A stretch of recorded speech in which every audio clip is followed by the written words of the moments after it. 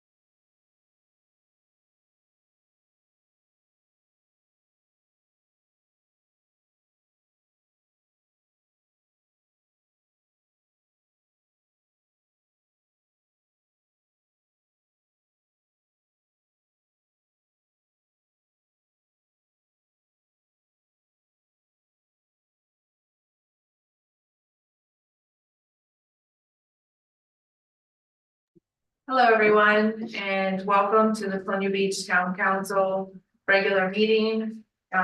Before I call to order, I just ask everybody silence their cell phones. And so that we can give the time and attention to anybody that's here to speak tonight and the matters of public business.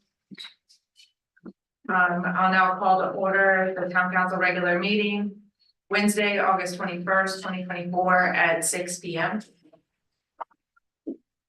Please join me for to stand for a moment of silence and the Pledge of Allegiance.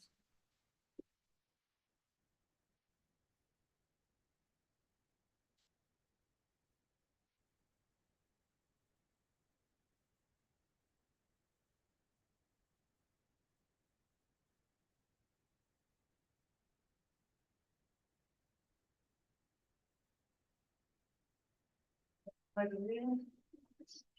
pledge allegiance to the flag of the United States of America, and to the republic for which it stands, one nation, under God, indivisible, with liberty and justice for all.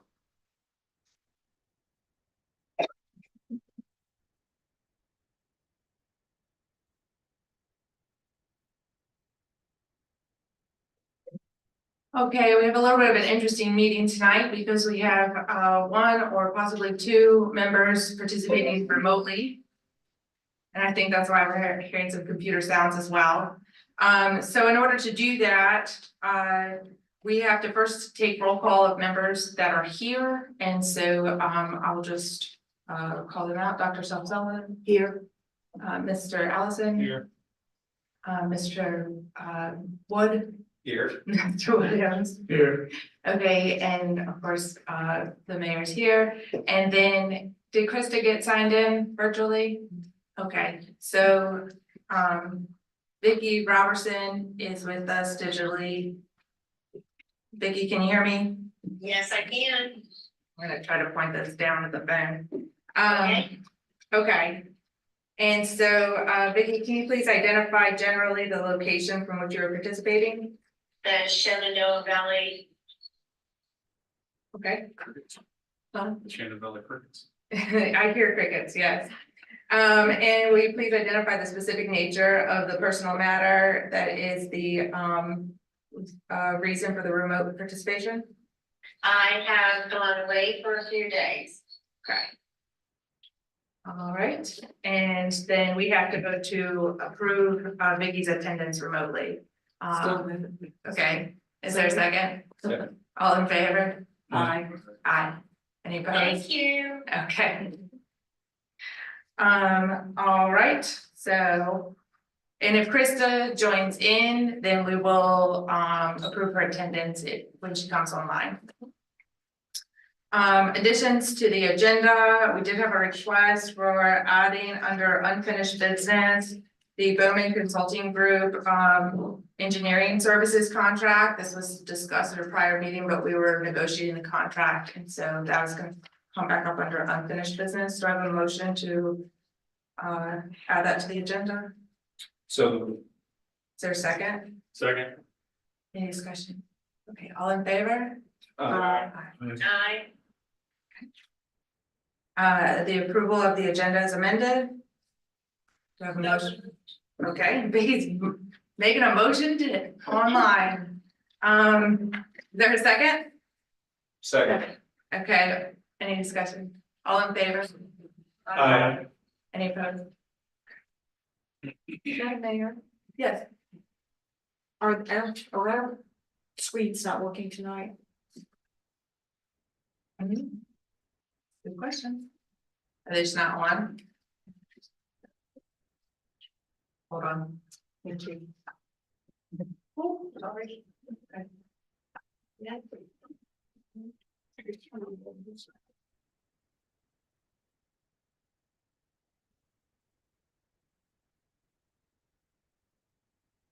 Is there a button over here? So we can go? Is there like the master one? Check.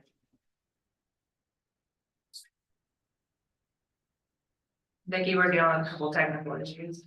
Okay, that's fine. It just says no signal.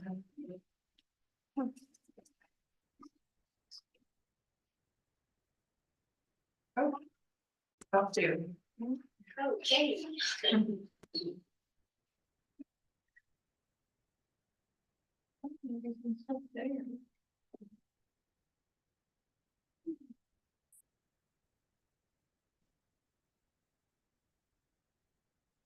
Is that? No, okay.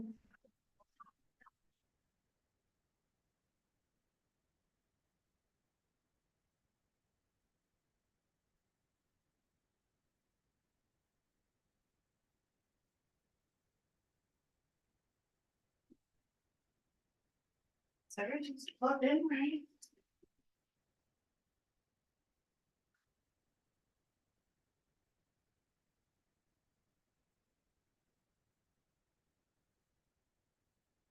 Oh. That might help. They were unplugged down here. You plugged it back in. Back off, back on.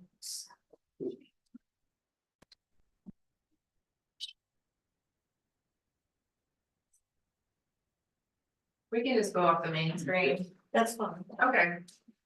Oh, wait, they're back on. All right. Yeah, it worked. Thank you.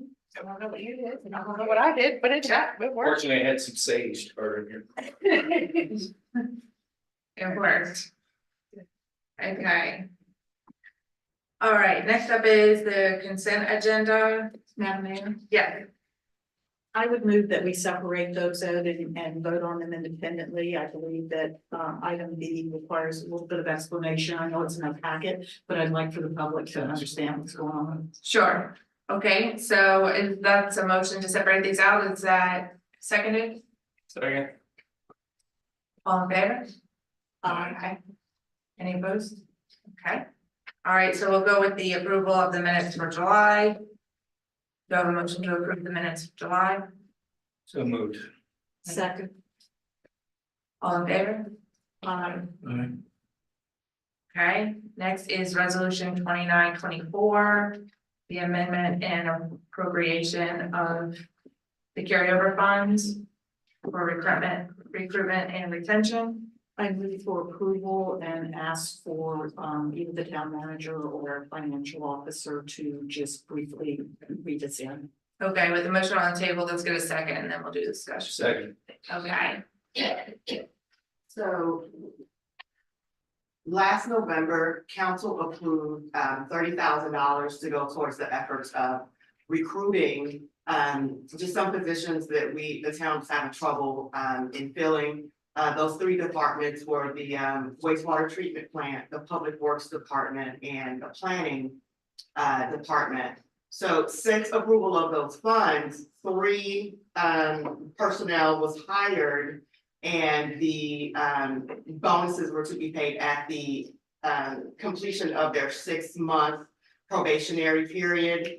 Since that time, 1 of the members was picked up by Invoden, so they no longer qualified for that, which leaves 2 members who do qualify. So the 6-month marks of those 2, one will occur October 12th of this year, and the other January 1st of 25. We also interviewed for both the planning tech and part-time planner position. We will extend an offer to for the planning tech position, so that person will be eligible for the bonus of those funds. And when we hire the planner, they'll be eligible as well. So since we have not hit the time frame in which to disperse those funds, we're just requesting that they be rolled over into this budget year so that we can disperse them when the time comes. Mr. Wood, Ms. Tucker, the first 2 people were hired with the understanding that they were going to qualify for this after the 6-month period, right? Yes. any further discussion? Okay, all in favor? Aye. Aye. Aye. Any opposed? No. Vicky, are you still with us, Vicky? I think she is. Yes. Yes, great. Okay, okay. All right, next up is council member liaison and commission reports. I'm gonna start on your side, Mr. Wood. Okay. Some good news for our friends in Jackson Street. It's taken about a year, but we're going to be finalizing the LED light upgrades. For those, I think there are 4 different lights. So that's going to make it a lot brighter down there, and hopefully it makes your job a little easier too. The anticipated start date of abatement at 800 Colonial is going to be this Monday, assuming, of course, we don't have any significant weather problems and so forth. No, it is on. Can you hear me, guys? Yeah. Okay, that's normally that's not a problem here. So the anticipated start date of abatement 800 Colonial Avenue will be this Monday, assuming there are no catastrophic reasons not to do so. Public Works repaired 6 water lines, 10 sewer backups, 430 feet of new water line from Bancroft, and also conducted some smoke testing. Some of you probably noticed that this week, and it's simply a way to see what is clogged and what is not, and where we need to make some changes. I did want to let everyone know I had an interview with Representative Rob Whitman, First District of Virginia, the House of Representatives. It's going to air on WWER Thursday at 8 p.m. and Saturday at 10.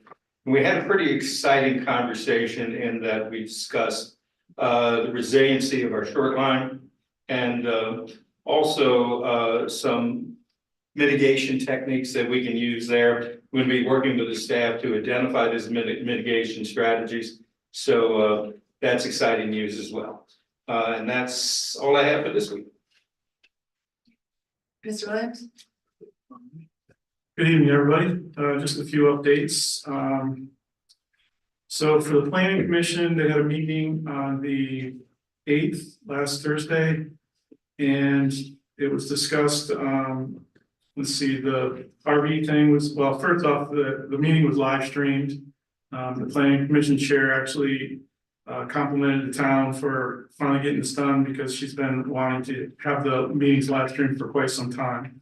And I've actually pushed for that in the past myself. So good news there for anybody that actually wants to participate virtually for that. I mean, at least listen.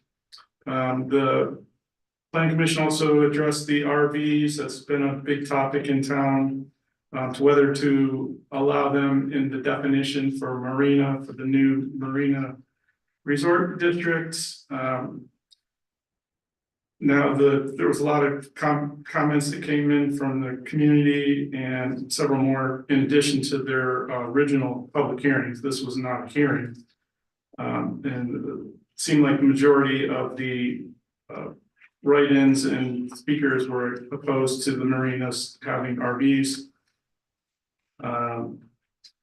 Let's see, it was also stated at the meeting that the marinas all supported RVs in the marina district, and I spoke to at least a couple of marina owners personally, Boathouse and Nightingales, and they said they didn't really support it, so I'm not sure where the confusion was there.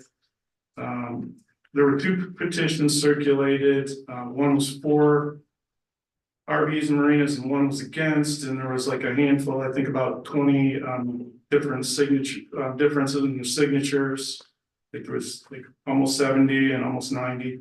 The fours had it by a little bit. Now after the public comment, the planning commission spoke about it for a little while. Oh, I did want to mention there were approximately 39 letters were submitted, and actually no, 39 were against and about 6 were for. It's a rough count. One of the commission members that seemed very supportive mentioned that there was a lot of misinformation on both sides. Also, the members, when they were doing their discussions, the CUP process was one of the things that was brought up that seemed to change their minds on supporting it, even though the vast majority of the citizens seemed to be against it. One member was very enthusiastic about it. One thing I didn't really hear is a whole lot of reasons why there was so much support, but apparently they felt like there was enough. So they had a final vote and it was actually passed 5-2. So it will come to council next. And so we should see that. I'm not sure when, but sometime in the future. Also, they discussed the CIP. It wasn't on the agenda, but it was part of the discussion. And they didn't really seem to think that the CIP needed to come back to them. They felt like they had already done their piece and had recently spoke to the town manager. And I guess that topic's going to come back to council in the near future. So I'll let her address that. Also, they approved, they have new remote meeting requirements, and that was voted on and passed unanimously. And then, also the Colonial Beach Housing Redevelopment Authority has a meeting tomorrow at 4:30. It's not here, I believe it's at Meadows, I'll have to get the address. I think it was like 800 Meadow Ave, over by the retirement assisted living place. I can't remember the address, it seemed like it was 800, I don't know if that sounds familiar or not, Meadow Ave. And then just one last thing I wanted to mention, over the weekend, I was driving down the street and I noticed a osprey on the side of the road, so I posted something on social media and a lot of people responded. And a couple of nice gentlemen from the Colonial Beach Wildlife, Bobby Hooker and Mike Moeller showed up and we got the bird and took it. Apparently it's still 3 hours away to even get somebody that was able to try to rehab them. The reason I'm bringing this up is because it seems like there's something going on in our river. I'm not sure if everybody's aware, so I just wanted to bring it to the public. The parents aren't, from what I gather, aren't feeding the birds, and so they're just sitting there starving to death until they fall on the ground, and then hopefully rescue them. The one that I called about, they got it, took it, but it passed away on the way there. And then I have another one that's out in front of my house on a pole for the last couple of days. It's just been sitting there and calling out to the parents. So I'm not sure if there's something to do with the fish in the water, there's not enough food supply, or what's going on. So something for council to be aware of, just in case, this comes up as far as, something going on in the river we need to be aware of. And that's all I have. Thank you. Thank you. Dr. Zoxala? Thank you. Regarding the ospreys, there is a high number of deaths and failed nests this year. And the Virginia Department of Wildlife Resources is involved. Birds that are dying are being taken to a specific place where they're being necropsied so that they can determine what is that cause of that death. One of the hypotheses is that because of the extreme heat, their primary source of food, which is menhaden, are down deeper in the water, and the osprey fish from the surface. And so without enough fish, it's not just starving, but they're becoming dehydrated because their only source of water is from their fish. That is just a hypothesis based on the environmental factors that we dealt with in July with the extreme heat. But the Department of Wildlife Resources is involved, and if the animals do die, they have requested that we get them to this one lab that's doing the necropsies on them. Thank you for bringing that up to me. It is an iconic bird, and we've never had this level of mortality before since we've been paying attention to them. On a higher note, school's back in session. Please be aware of the kids walking to school and getting on and off the buses.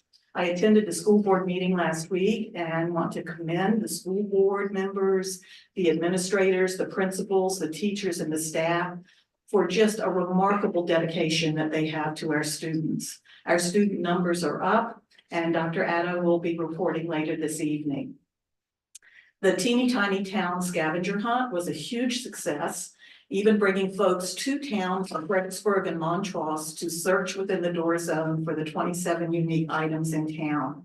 This culminated last night with a little dog day on the corner over here with lots of activities for kids, and where the winners, the people determined who the different winners were. And I just want to thank all of the businesses that contributed gift cards and gift certificates and other items for prizes in this contest. It's a great little idea to get people to come to town and walk around our business areas. I want to thank Sally Adams from Parks and Rec and the Colonial Beach Explorers Group for this and all the other wonderful inclusive outdoor activities that they provided for our residents and visitors this year.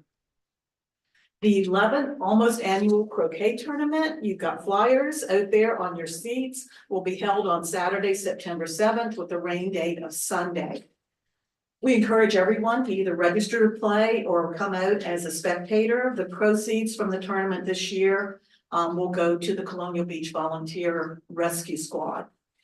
And finally, I want to wish a happy birthday tomorrow to Pat Fitzgerald, who tells me she's celebrating 3/4 of a century. If you went to school here, she probably taught you how to drive or coached you on the softball field or kept you active in PE. She's been a member of the Colonial Beach Volunteer Rescue Squad for, I think, over 40 years. She's one of the oldest active members, and she has saved many a life in Colonial Beach.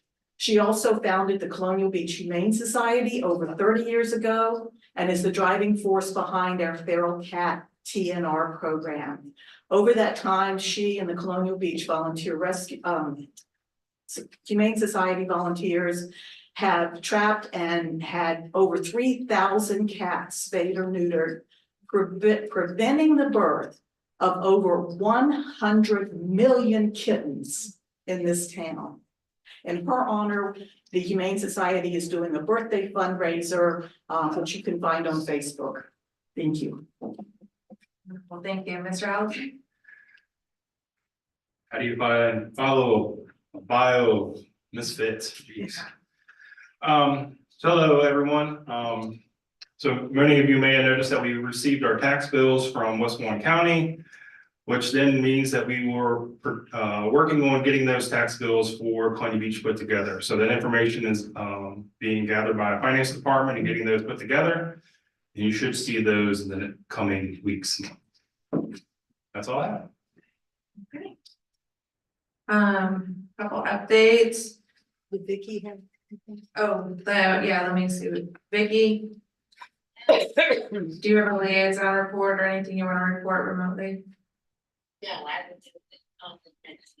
Okay, sounds good. She was being quiet, I forgot. Not here. Okay, first, I just wanna, give a little bit of a shout out to VDOT, which has installed the crosswalk along, on Colonial Avenue from Town Hill over to, Colonial Beach Realty. This was, initiated at first at the request of Downtown Colonial Beach on 2 other crosswalks, but then our Colonial Beach Police Department and the Public Works Department assessed the needs for crosswalks, and they specifically requested this one. And so I'm very glad that, VDOT was able to put that in, and hopefully with our many events on Town Hill, that helps some public safety in that intersection. And also, I just wanted to give a shout out for the event yesterday, and the Colonial Beach Foundation is doing their community raffle. It is benefiting the Crisis Fund, which gives gift cards out to people that visit our food banks and families in need. And you can find the raffle tickets. They have a new URL code, but we'll get that up there. A QR code. I know, I'm not tech savvy sometimes. Also, the Baptist Church was there with their Cinderella's Closet. If you know anybody who needs a dress, this is for all ages, of any ages. They have hundreds of dresses, and they are gorgeous and lovely. And if you know someone that needs a special occasion, needs a dress, these are all donated and they are free. And so if there's somebody out there doesn't have to be homecoming or prom, it can be of any age, of anyone. You can find out more information from the Colonial Beach Baptist Church. And also a shout out to Miss Kitty Norris at the library, who was integral in the celebration yesterday, and they had a small therapeutic pony at it, which was very interesting to see across the street. But it was a nice event.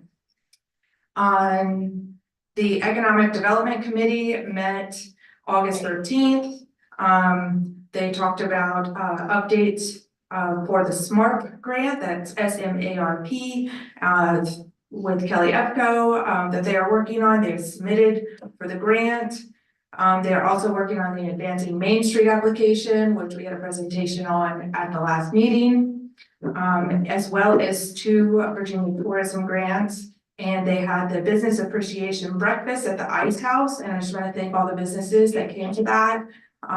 It was just a small way to say thank you to everybody, new, existing, all businesses in town. They are reorganizing, and with that, Kelly Vaughn and Benny, forgot Benny's last name, will now be co-chairs of the EDC. And they will be working on some business recruitment and business sector table talks. There was an update about the Thornburg development that is happening. Thornburg's not that far away, and there is a multi-million-dollar resort coming to Thornburg, indoor water park. And so there's some excitement around that resort character coming closer to us. Also, the chamber is doing chamber takeovers that are associated with the Sippin Strolls. So they are hosting outside entities or other business entities that aren't always in the district, but are allowed to come into the chamber for free and promote their business during that event. And they had the foundation and RCC this last one. That's it. There is a subgroup of the EDC meeting on August 27th at 6 p.m. to review the parking ordinance that came to council that has not passed, and the CIP, and give some feedback to those 2 things. So I'm looking forward to it. That's all the announcements I have. Town manager update.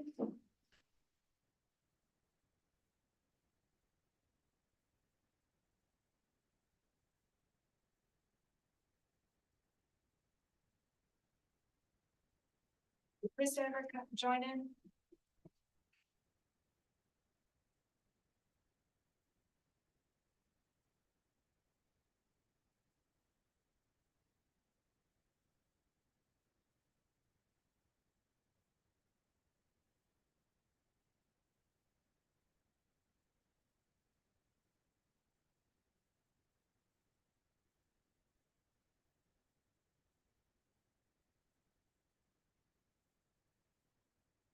Okay, so we have a couple of new hires that I am happy to report. First, from the PD department, we have a new officer, Christopher Porowski. His new hire date was 8/12, and he has experience. He comes to us from Northern Virginia, and we're very glad to have him. I know that he interviewed really well, so we welcome Officer Christopher Porowski to our team. I am especially happy to announce this next new hire. Many of you all know that it has been a long time coming, that I was waiting to be able to hire an assistant town manager, and I have hired an assistant town manager who started Last week, Monday. Monday. Last Monday, many of you are probably already familiar with him, Ben Prescott. And I'm just gonna ask Mr. Prescott to just tell us a little bit about himself, and he will tell us one of his wonderful dad jokes. See, could we request that he not tell the dad? It has to be seconded in motion and passed. So. All right, it's a real pleasure to be one of the newest team members of Colonial Beach's administrative team. I look forward to working with the council and especially with the town manager. A little bit about myself, family-wise, married over 35 years to my college sweetheart. We have two girls and a little grandson, so the children really don't matter so much anymore. It's all about the grandson. The grandson lives in Cleveland, and that's where that is. Part of my professional and past history, I have 30 years of combined service, active duty, National Guard, Army Reserve, retired to the rank of colonel. Education wise, I have 2 master's degrees in MBA and a master's of strategic study, which I received from the U.S. Army War College. Being a reserve soldier, you have a dual career, so I had a finance background and a tax planning background, so I bring some financial experience as well as tax planning experience, so taxes. Everybody else pays taxes here, so I have a little bit of tax background in that. I think that's a little bit about it. My bio to Natasha was a little bit longer. However, she asked for an abbreviated version, so I'm trying to keep it to the Reader's Digest version.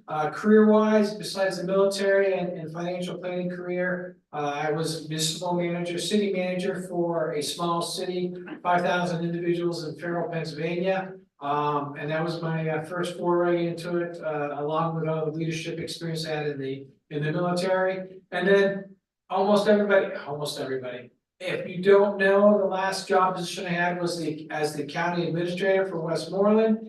And that was just in the last few months, and that ended. And this job opened up and I applied, and I'm exceptionally excited to be here. So thank you for having me and selecting me to be part of your team. I look forward to serving the beach well. So that's pretty much it as a short bio.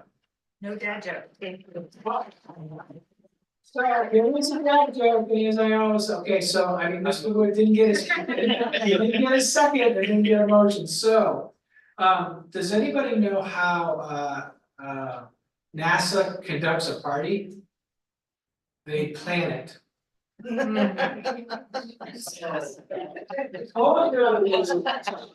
we have to fumigate the room. I hope that goes in the minutes.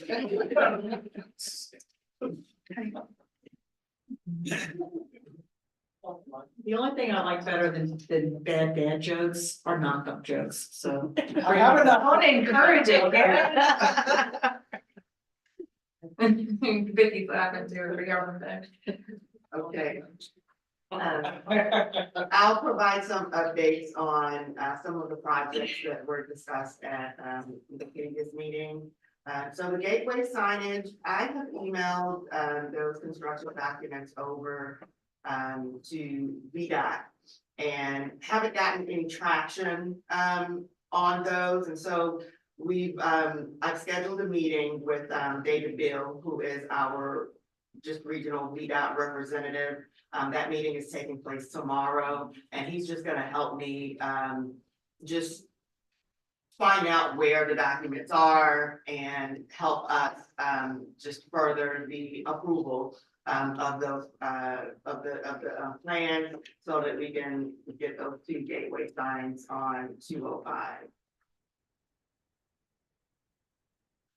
And for Eleanor Park, I previously reported that we received bids from 2 firms, and the bid was awarded to Jeff Howard. And so we've been contacting Jeff because he did provide us with a timeline of events for the project. And so we have contacted him so that he can establish a time frame for when he will place the base down, so that we can go ahead and place the benches.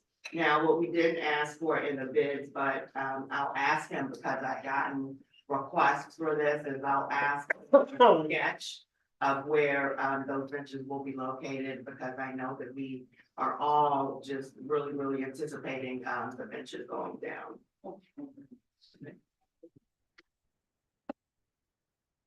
So for Azalea Park, we initially we had a bid of an invitational for bids. So once we received the bids on August 6th for that project, it became abundantly clear that the way that those responders responded, that they would not be able to just complete that project the way that it was anticipated within the park master plan. So we have done away with those bids. And what we are in the process of doing now is we are drafting a design build RFP. That way we will have one single contract, the contractor who wins the bid, they'll provide us the design as well as the construction services for that park in accordance with the Parks Master Plan that was approved. And so if that contractor, if they have the capacity to also provide construction services, they can do so. But if they don't, they'll have an opportunity to subcontract that piece of it so that it will be one contract so that we can have continuity and a unified flow for those services.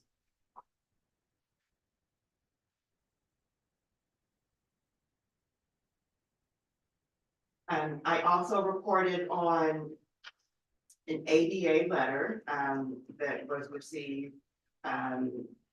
So there was a representative from the program analyst from the Virginia Department of Highways. I contacted her and we have scheduled a meeting for this coming Monday.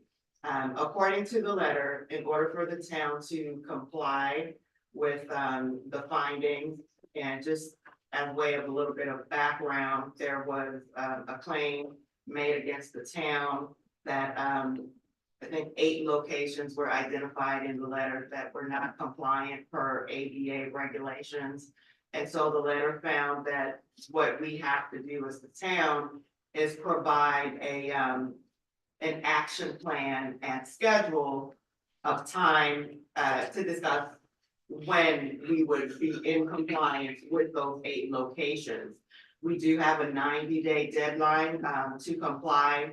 And so my understanding of the letter is that what we have to provide is an action plan, because it doesn't seem feasible that we would be able to bring all 8 locations to ADA compliance within 90 days. But I just want to have that discussion with that analyst who sent the letter, just to ensure that we will comply.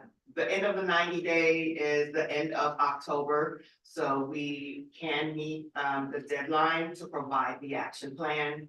And we've had discussions with Bowman, who is one of our engineers, who will start, he's already started on the action plan so that we can comply.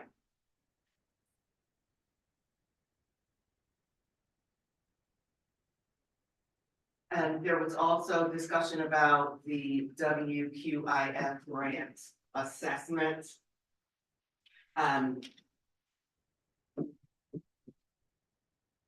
So what I did was I asked everybody in town if they had any knowledge at all of this grant, since information that we've gotten was that maybe the town entered into the agreement back in 2007. So we recently were able to find a copy of the grant. So I've not gone through it in great detail, but I have gone through it. And so that grant, the town signed the grant agreement back in 2007. And essentially it was, the purpose of the grant was just to upgrade the wastewater treatment plant for nutrient removal. And so this assessment that we received for the 2023 year was because the terms of that grant condition were not being met. And so since we don't have the former, and this predates even the former plant supervisor and public works director. So how the grant was being administered, what was being provided as part of that grant, we don't know. What we do know is that we've received this assessment for 2023. So what I've done is I've researched the best way for us to handle complying with that letter. And so I've had discussions with a boutique law firm, and their specialization is only in environmental law. And so that's all they do is just deal with cases related to plant issues and DEQ assessments and things like that. And so we're just moving forward with those discussions with them. So what we are proposing that this law firm do for us is they would write a letter asking for a reduction in the initial fine. Right, and so that would bring that amount down. And whatever the amount would be that we negotiate with, that would go back into the state fund, which would be available at a later time if the town wanted to reapply for the grant. And then the second piece that I'll also ask them to do is to write a letter for 2024. Because we've already determined that with the way that things are at the plant now, it's likely that we will not meet those requirements again. And so we'll ask for a letter detailing why we can't meet the requirements for 2024 and the plans that the steps that the town will take to make sure that we have a plan in place to begin to meet those requirements. And looking over the grants, there is a provision in the grant that states that providing a letter to DEQ to that effect would satisfy their requirement and keep us from being hit with a fine again in 2024.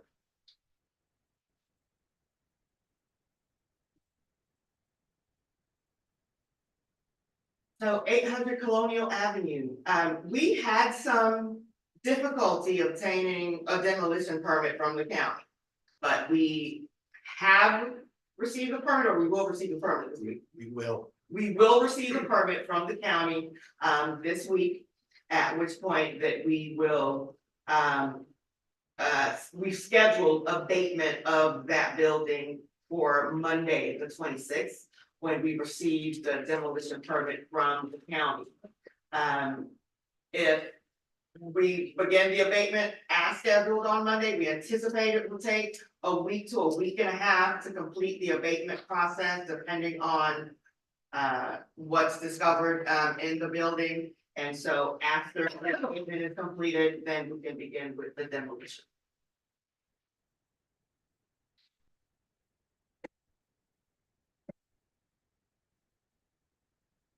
So as part of our resiliency plan, I've had discussions with the Berkeley group, and they will appear at our next council meeting, which will be in September the 18th. And so they'll present where they are with the resiliency plan and how that fits with just previous discussions that they've had with the town, and any questions that you all have, they would be able to answer them at the next council meeting.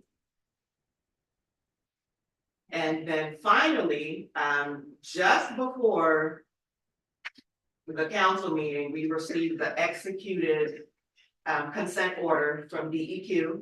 We have posted that on our website in 2 places.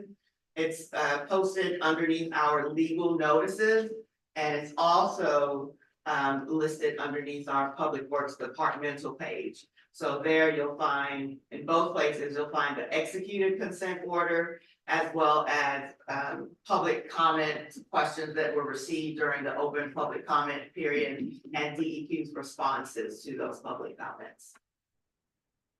And that is all I have for my reports. And before we go on to John with Bowden, you all have any questions? Madam Mayor? Yeah. Do you need any action on our part to proceed with trying to get a reduction on that penalty for last? No, we don't at this time. Okay. The consent order, was it changed from the original one? No, it was not. Okay, thank you. I saw Mr. Wood first, or Perhaps, I'm sorry.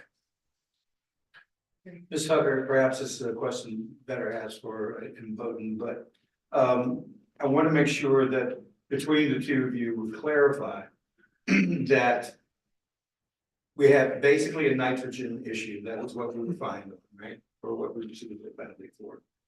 And I want to make sure that people understand that level is coming down. And it is below the allowed limit. The reason we are fine there is because we are higher than the limit than the grant that we got in 2007, right? So perhaps if I could ask you to give us a little more detail on that when you make your presentation, sir, I would certainly be interested. Thank you. Ms. Williams? Along the lines of that, I'm just curious, with this grant's been in for what, 17 years, and it took until 2023, so were we meeting the requirements prior to 2023? Since no one who was around when that was signed, I don't know the answer to that question, but I have scheduled a meeting to discuss, just our receiving the fine and why we didn't receive any prior notification that we were going to receive, the fine. So I will get answers to those questions for you. Okay. Another question, you said something about abatement. When you say abatement, I think abatement means usually like asbestos and stuff like that. Are you saying that, what's the abatement for the 800 Colonial Avenue? So Chris, if you could speak to the abatement issue.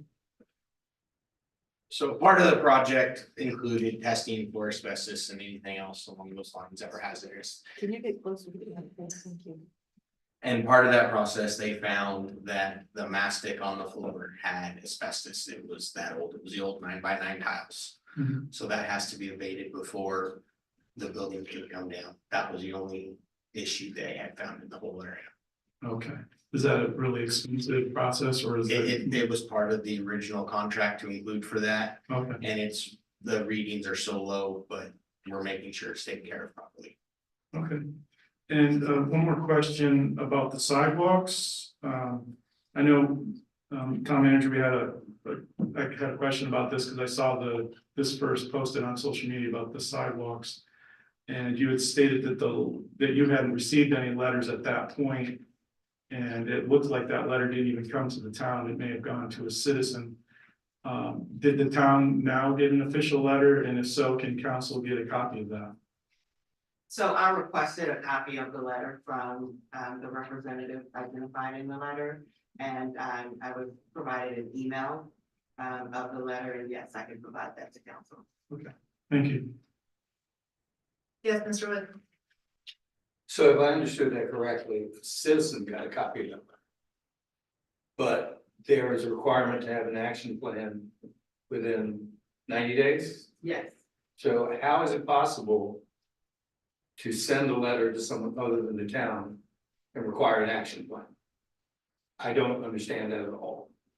So when I meet with the representative on Monday, that is one of the questions that I'll ask, because we didn't receive a hard copy of the letter. I was told that it was emailed and told the representative that I had not received it and to send it to just I gave her an email address to send it to, she sent it. And the date was the same date and the same 90 days. So who received the letter? I don't know. I know that the town didn't receive a physical hard copy of that letter, and something of that importance, I would have imagined that if it was emailed, we would have also received a hard copy of the letter, but I did not. One more follow-up question. We should be able to ascertain from them when it was sent, to whom it was sent, to whom it was addressed.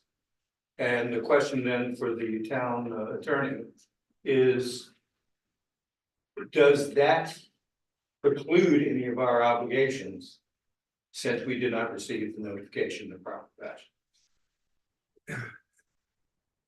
I believe the only question there is the 90 days. Okay. You know, we didn't receive it timely. Obviously, we have it now, so we're still obligated now. But whether we can get an extension may be possible. That's Tasha talks to her. I'm sure that'll be an issue. Yeah, that would be great. And Ms. Tucker, Yes. we'd be really interested in your research on how that went went awry before it got to us. Yes, absolutely. Yes, Ms. Williams? I'd like to know if there's possibility, I'm not sure how this works exactly. I know sometimes, you know, like DEQ, you want to stay away from, you don't want to invite them into your home, you know. But like, I would like to hear from people from VDOT or ADA people and just get a general picture of where we've gone wrong. I know, you know, there's legal issues going on, but there's been a lot of, you know, complaints about sidewalks over the years. It'd be kind of nice to know what we are and aren't responsible for. And I don't know if we can get somebody that's friendly to the town to come in and explain to us, and to the citizens, what needs to be done, what our Aren't you meeting obligations are. with David tomorrow, Beal? And he's our local representative. I'm sure he comes to every county meeting, so if you ever go to the county board of supervisors meeting, David Beal's there every time. Yeah, I've seen them. That's why I was curious as to why we Yeah. could get somebody here. It's just that VDOT normally works at the county level, so, but we should invite him to the town. I think it's a good idea. Thank you. He did come and do a tour with me and I showed him Bigfoot. He was quite impressed. I know that sounds silly, but he really did get a kick out of it.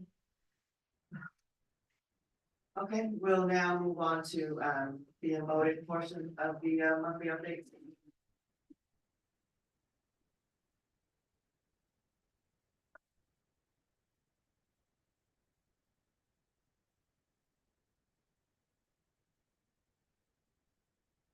Good afternoon, everyone. So what I'm gonna do is I'm gonna go through the utility report, and at the end, when we get to. It's always a problem here, especially with me. When we get to the end of the utility report, when we get to the nitrogen and the phosphorus part, then I'll stop there and answer the questions of Mr. Wood and Mr. Williams.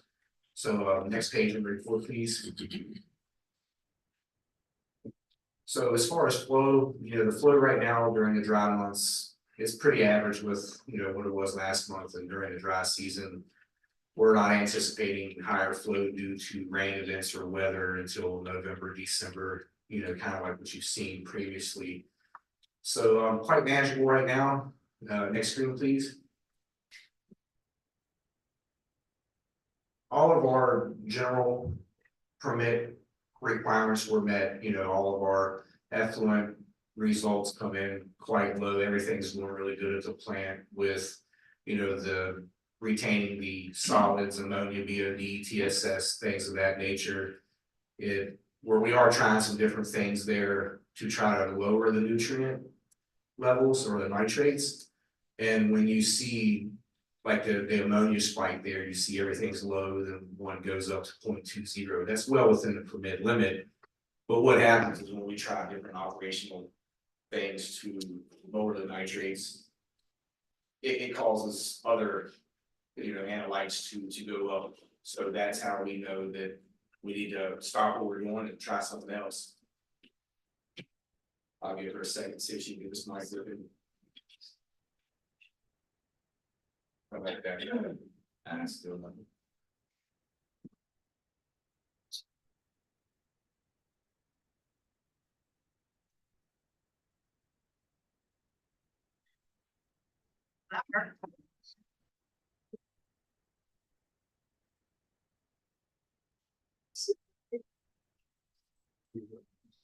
I'm not gonna touch it, well, I gotta touch it, so anyway, what I was saying is.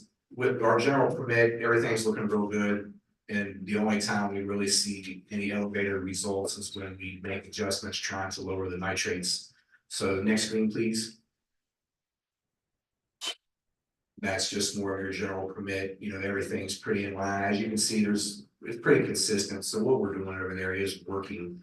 And, you know, we're just operating the plant the best we can with what's over there and what equipment works. Next screen. This is where you go into your nutrients.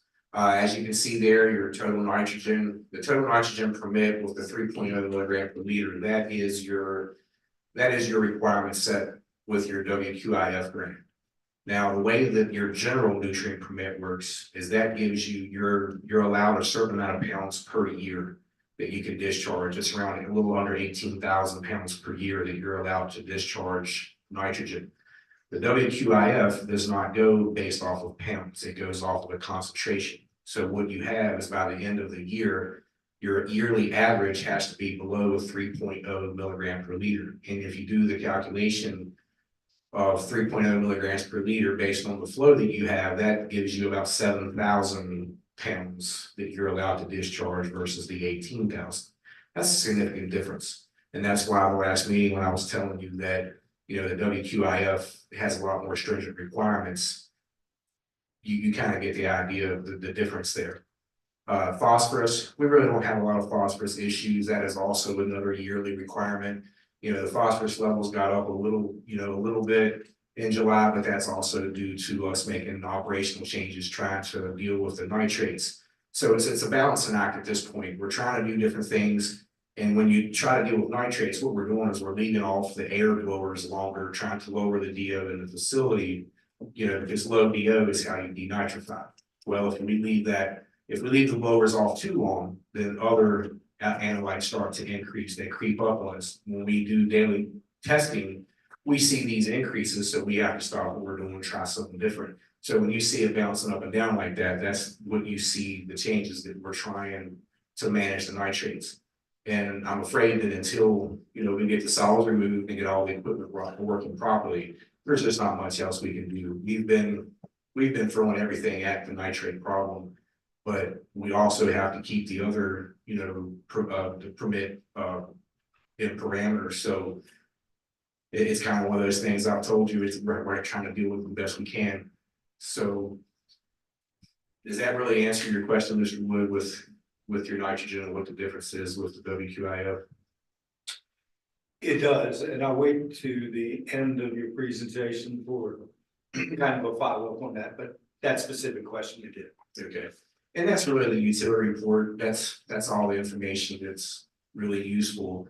You know, another thing to highlight is, as Mr. Woods said, we did start the smoke testing this week, you know, trying to get a better idea of what's causing the INI problem. And what that does, it gives us the data to know where we need to start the camera work. So the next phase after smoke testing would then be camera work. Once we get the camera work done, then we can find out what's wrong with the pipe once we camera it. That's what will tell us whether we can reline the pipe or have to replace the pipe. So that's where we are now. So we do have momentum going in the right direction to deal with the INI issues. And that really concludes my report this month. Does anybody have any other questions? Yeah, Mr. Wood. Going back to what you said, be doing the best we can with what we got. Okay. But let's think a little bit outside the box now. If we were going to triage it so that we go from largest problem on down, so that we get closer to our goals toward not only the nitrates, but not having problems with spikes during significant rainflow events. Sludge presses you mentioned are a big portion of that. We're in the process of taking care of that, are we not? Yes, we are. Okay, so what is our next step past the sludge press? The sludge press dealing with the nitrates, the next step is going to be replace the mixers and the EQ tanks. And that would be the tanks that you would observe during your visit that have the vegetation growing in them. You know, we need to get the mixers fixed in those tanks. There is a computer system that controls the denitrification sand filters that is inoperable. We need to get that fixed because that is what controls your chemical addition to raise and lower your DO levels to get the filters to denitrification. So that would be my punch list there, you know, get the mixers fixed and then the PLC with the sand filter. So how big, I'm sorry. Go ahead. So how big a punch are we going to absorb financially to take care of those? Ballpark for me. You're probably looking at another $300,000 to fix those items. And that's something that, you know, I've been in discussion with, you know, Ms. Tucker about is, you know, finding other funding sources and things like that. So we're also going to work with Natasha to find additional funding sources if whatever's available out there, just so we can, you know, keep the momentum going. So realistically, to fund the fix, we are going to need to find a grant opportunity of some sort. You're going to have to find a grant opportunity, you know. as you all know, the consent order come out with DEQ, and part of that consent order is they're able to force you to increase your rates because the rates are lower than what DEQ is going to allow. That is going to help with being able to, repair the plant and to maintain it the way that you're supposed to. But there's gonna have to be some additional funding available to fix this problem. My understanding when we met with DEQ is that our rates are in line with the requirements of DEQ, It, which is based on like medium average income, and we did the math and. it also lays out in there that you're gonna have to take a look at that every year. and Right, Continue yeah. to increase that, yeah.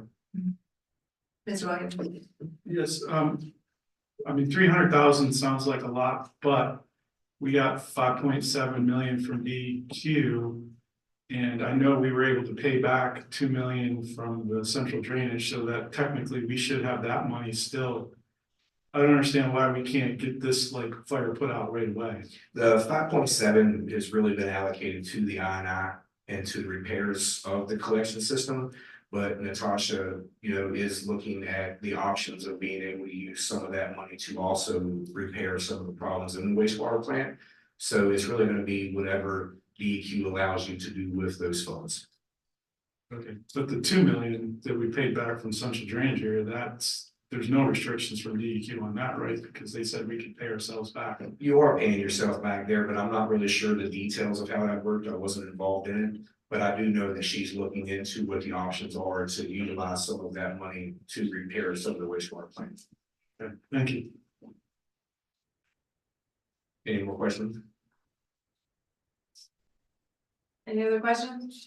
No, I just want to thank you again for coming to all of our meetings and keeping us updated. We really appreciate it. You're very welcome. And thanks for taking a shower. Yes, sir. Thank you. Thank you, I appreciate, all the transparency in those presentations. Okay, Westmoreland County Board of Supervisors, Mr. Trivett. Is he here? Nope, not today. Okay, Dr. Addo. Welcome. You've been here before, but now as superintendent. We welcome you in a new title.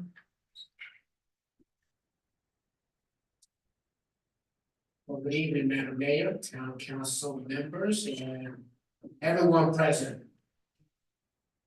Thank you for the warm welcome, Madam Mayor. I have been before you a few times as a substitute for Dr. Mitchell, but I do stand in front of you now as a newly appointed superintendent. 21 days I've been in this position, so bear with me, have some grace. I'm always asking for that.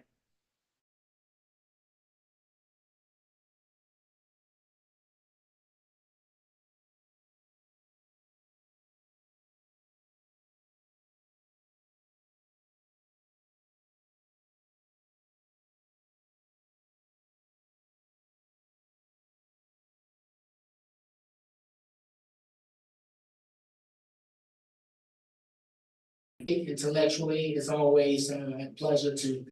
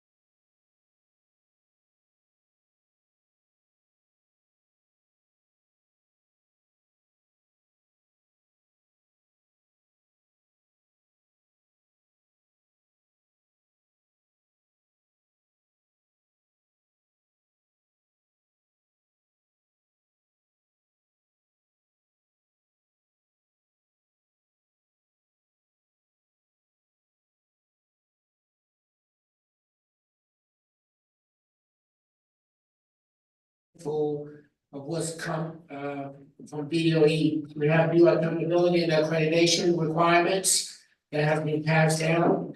We had the Virginia Literacy Act, the VLA, if you've heard of that, that has been passed down for us to take care of. Also, we have the new math standards, science standards, and it continues. So Dr. Lewis, who's here with me, is heading all of this, and it is a lot.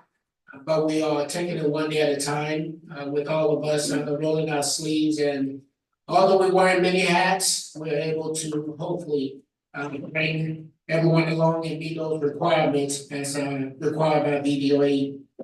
I do want to thank the school board members for selecting me to continue the progress that we have started when Dr. Mitchell arrived, and to keep the momentum going. As you probably have seen, we have made a lot of strides, and we are actually putting Colonial Beach on the map. If you didn't get a chance to see the press conference from the governors yesterday, and it was at 11 o'clock, Colonial Beach was named and blasted all across the state of Virginia, because we are one of the top districts that was able to reduce our chronic absenteeism rate. So we were highlighted in their press conference, and we're very proud of that. And it took a village to do so. Even some home visits to make sure our kids are in school, because if they are in the seats, it kind of correlates to academic improvement. We can only teach them if they're there. So we need to get them to the classroom, to the schools. So I do want to thank our staff, operations support staff, principals for doing a great job in opening the school year. We can never undervalue what they do. So to give you something really quick, we were excited through a grant that we received maybe 2 months ago. We were able today install a weapons detection system at the elementary school. So now we have one at the high school and we have one at the elementary school. As you know, safety is a top priority for our kids. So hopefully that will help in terms of visitors to keep any kind of danger from our kids and our staff. So we're very excited about it. It should be operational as soon as we finish our training tomorrow. Okay. To give you a little bit of some numbers, as Dr. Sel Sullivan mentioned, enrollment for the high school is at 231 as of today, and our elementary school is at 353. So we have a total of 584. Does not include pre-K. Pre-K is a separate number, which is 27 at this point. We have 27 students in pre-K. But our total number is heading towards pre-pandemic numbers from what I have gathered in the past, before 2020 hit.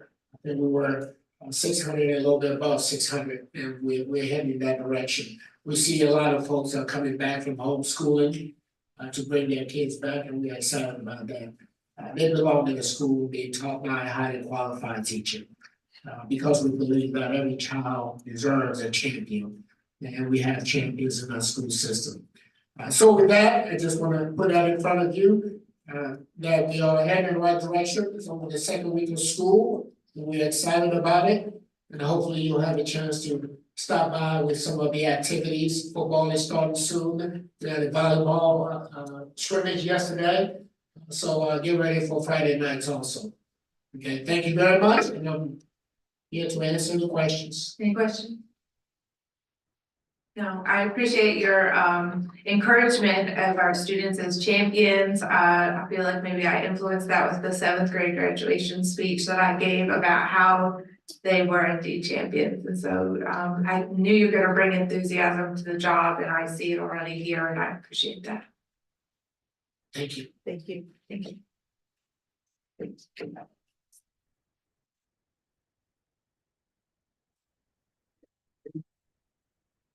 All right, I think Heather's got the sign up sheet.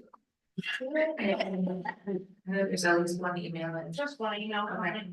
So I know All right, let's do the sign up sheet first. Yep, so it'll be free signed up. First is Mr. Nigel Long. Mr. Long, welcome. You know the deal. State your name and address for the record. Madam Mayor, Town Councillors, Nigel Long, 115 Lynn Haven Court. First thing I wanted to do was to actually echo what Mr. Williams said earlier about planning commission and the capital improvement plan. I've spoken at the last two planning commission meetings about the capital improvement plan, and I'm just not clear about whether they are not being communicated with by the town council when you referred when after your review, there's 1 page of minutes on your review of the CIP where you referred it back to the planning commission. I don't know whether they just didn't see that or whether they're choosing to ignore that, but I'm somewhat concerned that nothing is happening about the CIP from the planning commission's point of view, while you think that you've referred it back to them. And I would suggest you may want to look into that further and look into the communication about that. The other two things I wanted to speak about, firstly was 12B on the agenda, which I'm not speaking in favour or against the resolutions, but just the carryover funds. You've done a 30,000, you've got 315,000 on the agenda. You may want to review whether that is out of the 1 million, or explain some of the 1 million that you heard about at a previous meeting as being unspent from the previous year. So do those numbers then, these numbers then reduce that 1 million? You may want to get an update on where that whole calculation stands. I understand that's not due to you until October, but I just wanted to give you that to think about as a council. And the other item,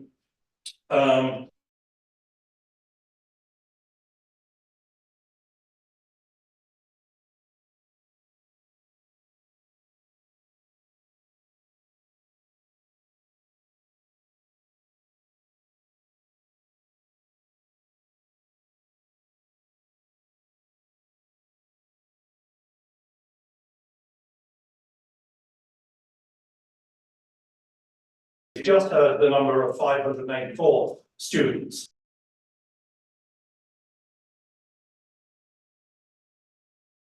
And I wanted to make sure that you were considering that and the impact on the budget. I'm not sure exactly, I don't remember, I apologize, what number was used for your budget this year, but it looks as though you have an increasing obligation coming up. And you may want to ask your team to give you some feedback on that, so that you're prepared for what happens as the costs for the town for funding this great institution continues to grow. Thank you. Thank you. Next up is Ms. Maggie Sanford. Welcome.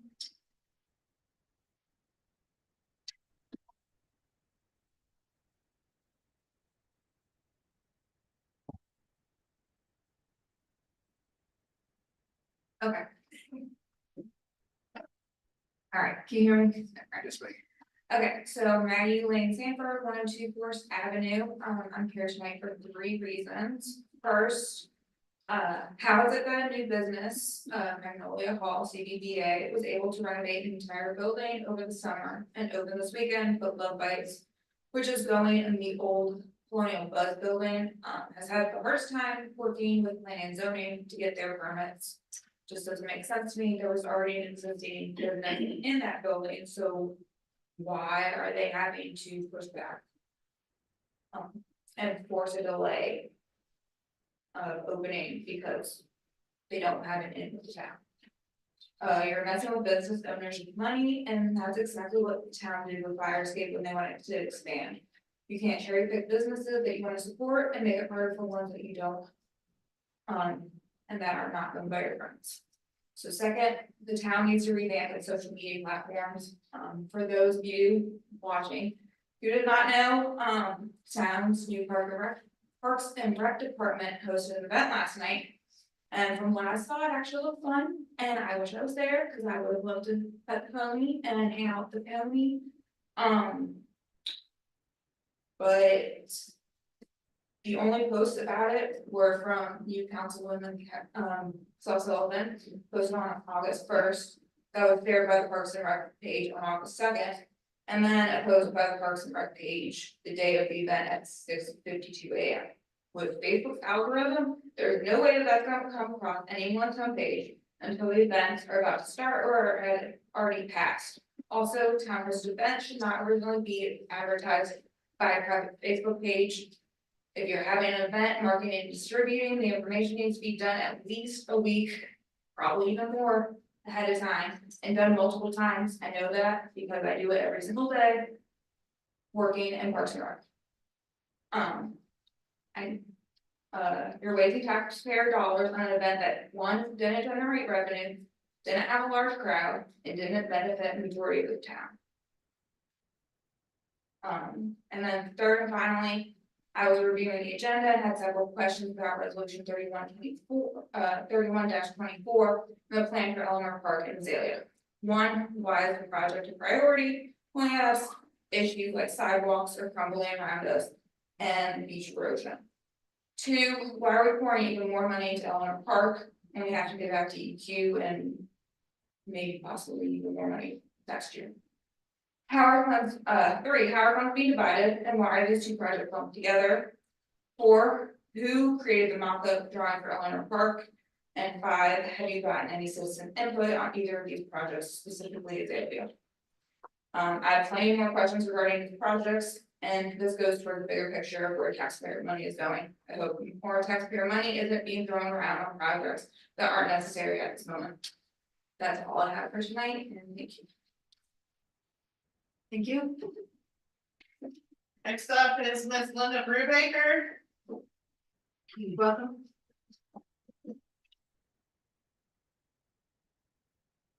My name is Linda Brubaker. I live at 17 Lincoln Avenue here in Beach. Is this working? Yes.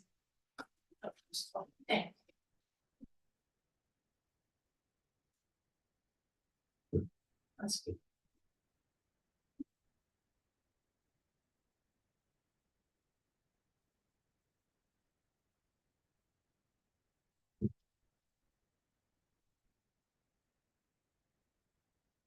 Can you hear me now?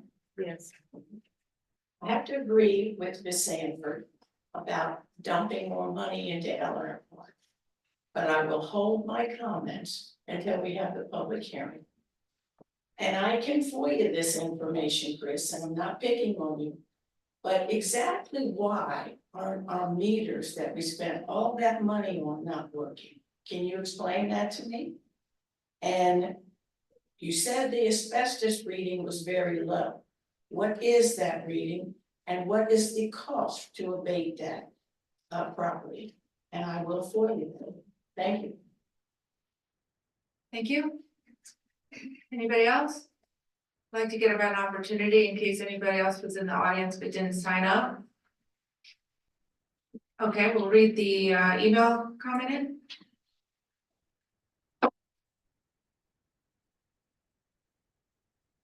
I have one email comment from Mr. Joe Kelly.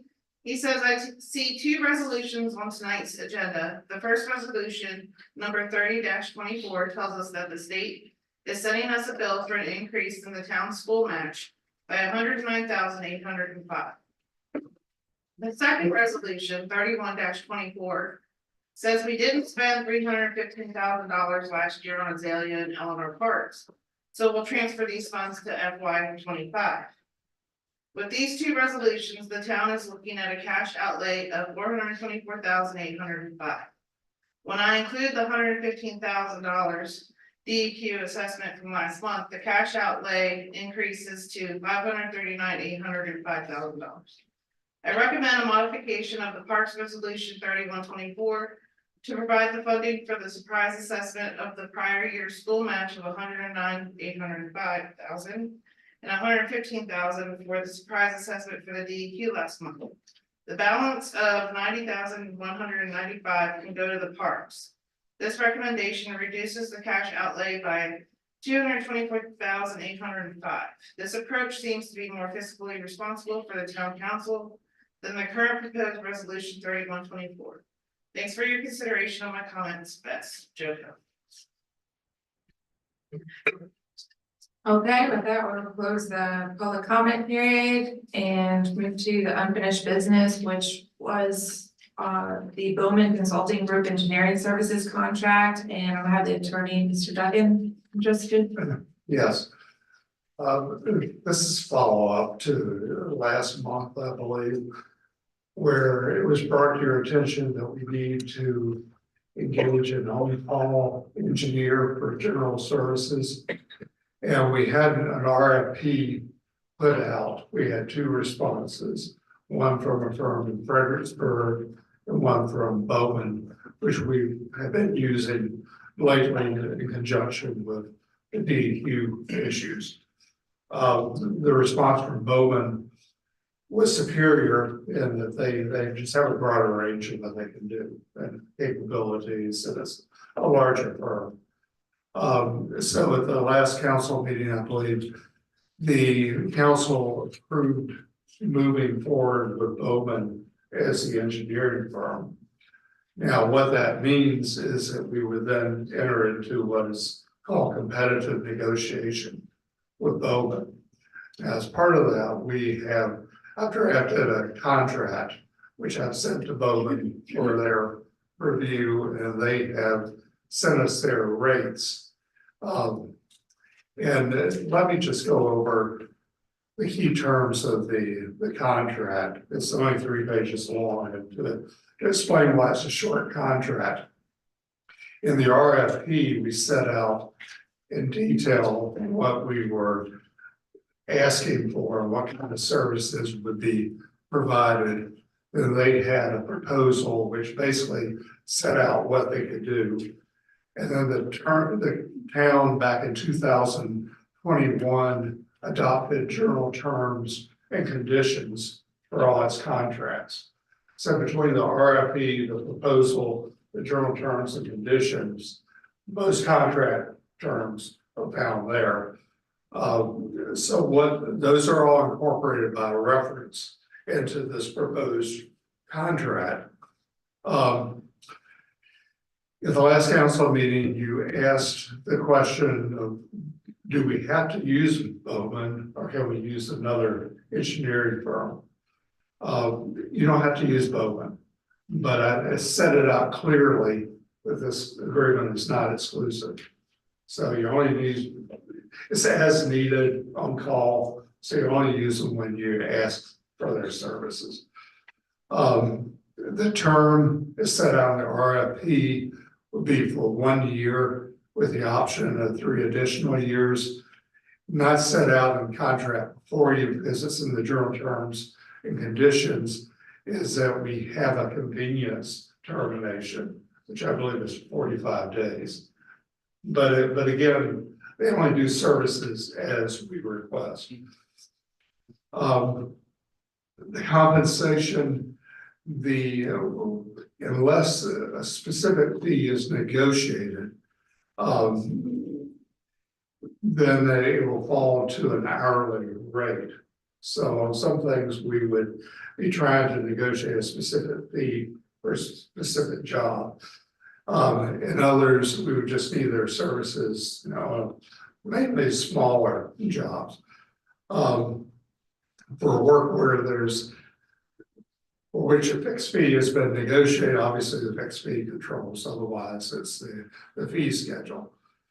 Now, as part of the competitive negotiation, they gave us a fee schedule, and the assistant town manager, Ben Prescott, reached out to them to see what these rates represent. And these are their lower rates based on municipalities for their work. For talking with Mr. Prescott, my understanding is that 2 things. One is that when we negotiate a fixed fee contract with them, they may have more flexibility as to how they do it. Because it's a national firm, and there's a limit something on what they can do. So a fixed fee, there may be more flexibility on rates, and they've assured us that they will have the person at the lowest rate who's able to do the job doing the work, according to that's how they operate. So even though it's competitive negotiation, we really don't have that much to negotiate here. So basically what I present to you tonight is a contract that Bowman is not approved yet. But it's gonna be the contract pretty much along these lines. As I said, most of it is already included in our terms and conditions and our RFP. So this is just referring to that and setting out the rates as an exhibit. The reason this is timely is because of the ADA. Because Natasha said we have that 90-day period, which we may be able to extend to respond to the ADA and come up with a plan. Bowman, we've had a conference with them about what they can do to help us there. So they're already beginning to work on this. Of course, their comment was, what about a contract? So they would like to have some assurance that the town is okay with these rates and the town manager is authorized to enter into a contract similar substantially the same. Yes, Mr. Wood? So the only real difference in between what we discussed to begin with and this is that we're looking at being able to purchase off a fixed rate as opposed to a municipal contract, which means we might get it cheaper than we would have gotten it under the straight municipal contract, right? You might. Right, so what you did is you found a way to save us some money. Well, Mr. Prescott. Oh, okay, but I'm not gonna give him any credit for anything. But my understanding is basically correct, right? Yes. Thank you. Any other question? Yes, Ms. Williams? Yeah, I think I remember from our discussions the last meeting, I just want to make sure I still got it straight. If, say, for example, we wanted the company to survey sidewalks, give us a price or whatever we might ask them to do engineering wise. The authorizing the spending of the funds still comes before council, correct? It depends on the amount, I believe, whether it come back or be within the discretion of the manager. So You have no offhand what the threshold is? 80,000 is what I recall. So, 80,000? yes. But it also has to be within the budget line items that are Right. available. You Right. can just spend Yeah, money out of some right. other budget line item and come back. That's why these other things on the agenda are on the agenda. Right. So we would negotiate that, and that would be by a purchase order. Just, this mainly sets out how we go about doing that. And that's per the state regulations, the ADA. Right. Madam Mayor? Yeah. I move that we authorize the town manager to enter into this contract. Second. Okay, is there any further discussion? Just to clarify, this contract are one substantially the same. Yes. Understood. Yes. This is a major part of getting through the next steps in the $5.7 million from GEQ though as well. Like the ADA sidewalk thing is one piece that we can use this service for, which, you know, will help us to respond quickly and be more responsive. To anything that comes up, but ultimately the real reason we were getting into engineering contract services is that we do not have an engineer on staff. It's very difficult to find an engineer that would have a variety of engineering, and so a firm is better suited for the multitude of issues that will arise, and we will be able to spend down the money. The 5.7 million from DEQ has to be spent by the end of 2026, I believe. And so we need an engineer now. We need to be moving forward now. That's why smoke testing is happening now. That's why the reimbursement for the central drainage area is part of it, because we don't want to miss out on the opportunity to spend these funds while we are still approaching the need for more funds. And so the engineer services is going to be capable of doing that, and mostly related to infrastructure. So we have a second motion. Yep. All in favor? Aye. Aye. Vicky, you still with us? Vicky? I think I put her on mute. Okay, sorry, I unmuted her. Okay, next up is resolution 30-24. Amends and appropriates fiscal year 23-24 budget, to fund the Plain Beach Public School System. This is an ADM match. And, as we know, or maybe, some may not know, the ADM is the number of kids in seats at the school system. Every year, we get an estimate of that from the Walden Cooper Center, from the state. The state has a calculation formula that then calculates what the local required matches for the school. It is best practice to use what Weldon Cooper gives you for an estimate of student population. But it can change and does change, and the numbers in Clunia Beach have been going up, as well as our composite index. As the town does better, as property values rise, as retail sales rise, as basically all of the good things that have been happening in Clunia Beach increases what they call the locality composite index. That gets adjusted as well every year. And so at the end, you have to shore up between all of these numbers that the state provides you with a bill that the state gives you that you can always fund more, which would be nice, but we have to actually meet the minimum, which is called a local required match. All right, is there we just need to set the public hearing though for this right now. So for the September meeting, is that good? Sounds Yes. good. Is that good with you, Heather? Okay, is there a motion to set the September meeting? So moved. Is there a second? Second. Are we saying the regular meeting or the, There's only a regular meeting because the other one is Labor Day. so? Yes. I had it on my calendar, we're not here on the fourth. Yeah, each week. So I wanted to make sure we weren't scheduling something for the day we're not gonna be here. Just the fourth, yeah, and any of these amendments and appropriations that are over 1% of the budget have to go to public hearing. That's why this isn't something that we could be approving. We're going to public hearing on that's our fiscal policy, so. Okay, so September's good. Yes, Mr. Williams? You got a question about September? Just comment. Yep. We're discussion phase right now. Sure, We already yeah. had a motion second. Good. Yeah, just for the benefit of the public, because I was a little confused myself.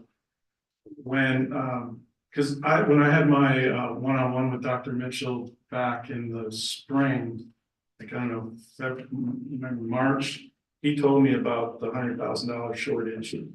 And so I was confused because we went through this whole budget process and I never heard anything mentioned of it. So I thought, this is something that could have been put in the budget versus coming later. Do we know when exactly we were told about this 109,000? Like, when did the town first learn? I know I kind of asked you guys, but I still am not 100% clear, but I'm sure the public's probably not clear at all. I can answer that. Yeah. We did not get the final numbers until like mid-June, from the Department of Education. Okay. And just to clarify, this is going to be a fiscal 24 amendment. Okay. Last year money, last year bill. Last year, right? Madam Mayor, and I don't know if Dr. Edo is still here, but when we talk about ADM, that's a count 2 times a year. Correct. It doesn't reflect how many kids are in our school system now. It's how many kids are there as of that date. So that's why it's a little bit unpredictable. Yeah. And it's average, is that right, Dr. Otto? Is it average? No, it's just the final count at the end. It's the count on that day.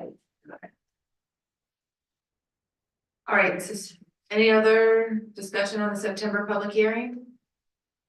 All right, all in favor? Aye. Aye. Any opposed? I took Vicky off mute, but I'm not sure. Vicky? I don't know. All right, next is resolution 31-24, the amendment appropriation of fiscal year 24-25 budget. General fund and carryover funds that have been dedicated to Azalea and Elmore Park, and this is again just to set the public hearing date. Their motion, So moved. Again, to set it for September. Yes, to set it for September meeting, is that good with everybody, September? So moved. Okay, that's the 18th. Yep. Okay, I think I had a motion and a second, but it was in reverse. I had a motion over here, you Second. seconding, okay, up for discussion, any discussion on setting the public hearing for this? Yeah, so this is just a public hearing. and Just to then- set the public And then the hearing. public will come in. I was curious, I thought we already had a vote on this, and we all voted to spend it, so I'm curious as to why we have a hearing, could we skip that phase or That's a good go question. backwards? No, because the amount is more than 1% of the budget expenditures, you have to, the state requires you to have a public hearing. To bring the money. Because both projects are in various stages of completion, so since the funds were already appropriated in the previous fiscal year, we just need to move them over to the new fiscal year so that we can continue with the projects. Okay. Yeah, the continuation after the fiscal year's changed over. Okay, any other discussion on setting the public hearing in September? Okay, all in favor? Aye. Excellent. All right, last on our agenda is a closed meeting. Oh, I'm sorry, Mr. Williams. I know we took the attendance in the beginning and we've been taking votes and we only heard like one vote from Vicky. I mean, do we need to check her out? I mean, is she legally in this meeting still? She's still technically on the phone. Yeah, I'm just putting that she didn't vote on the last 3 items. Okay. It just seems strange to have somebody virtually attend and then not. And I don't know if it's a phone issue or a digital issue. Yeah. She's been with us for an hour and 38 minutes. She hadn't hung up. She hasn't hung up, Right. and I think she can hear us. I had her low because you could hear those crickets, so I was trying not to hear the crickets for the room. But I have not put it back up. So Blink twice if you need help, Vicky. I know. All right, okay, I'm gonna do the motion for the closed meeting, guys, so we're getting too far. Okay, I move that the town council of the town of Clearview Beach, Virginia, convene in closed meeting for the following purpose and discuss the following subjects, all of which are exempt by Virginia law from public meeting requirements as indicated. Namely pursuant to Virginia Code Section 2.2-3711A1 for discussion of performance of specific public officers, appointees, or employees of the public body. Is there a motion? So moved. Is there a second? Second. All in favor? Aye. All right, I'm gonna take a 5-minute recess. We'll go into closed session. Thank you. Thank you.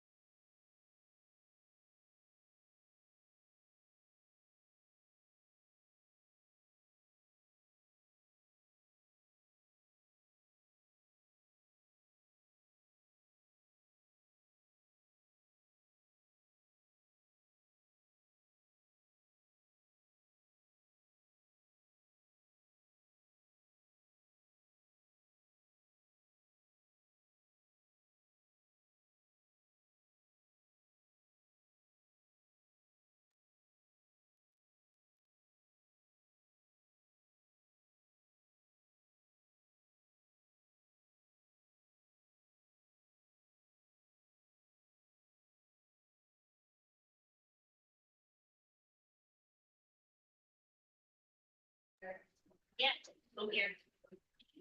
Chris was on, got me now. Yeah. I would just, Krista, yeah, we're not gonna bring her in on the meeting at this point. If that's okay, tell her I'm sorry. I can hear you. Okay, hi Krista. We're just getting out of closed session. But will you fill in, Natasha, fill Krista in? Oh, okay, good. Okay, all right, is there a motion to reconvene an open meeting? Second. All in favor? 30. Aye. Is there a motion to certify that only public business matters lawfully exempted from an open meeting requirements under the Virginia Freedom of Information Act and only such public business matters as were identified in the motion by which the closed meeting was convened or heard, discussed, or considered in the meeting by the council? So, You bet. So second. all right, I need each certify. I'm so certified. I so certify. I said certified. I so certify. Vicky, I so certified. I so certify, and with that, we will motion to adjourn. No, Oh, nope, I'm sorry, you're right, we will not motion to adjourn. Madam Mayor, I would make a motion that we appoint our town manager, Natasha Tucker, to serve as our zoning administrator. Second. All right, we have a motion in a second. Is there any further discussion? Second. Oh, okay, all in favor? I just, this is nothing personal against the town manager, I'm just hesitant to vote yes for something that's open-ended. I don't know when the term's gonna end. The zoning administrator is an extremely powerful position in this town. They make a lot of really important decisions. And I realize Sarla is gonna be doing the work, but I just want to explain my vote. No. Is there a suggestion?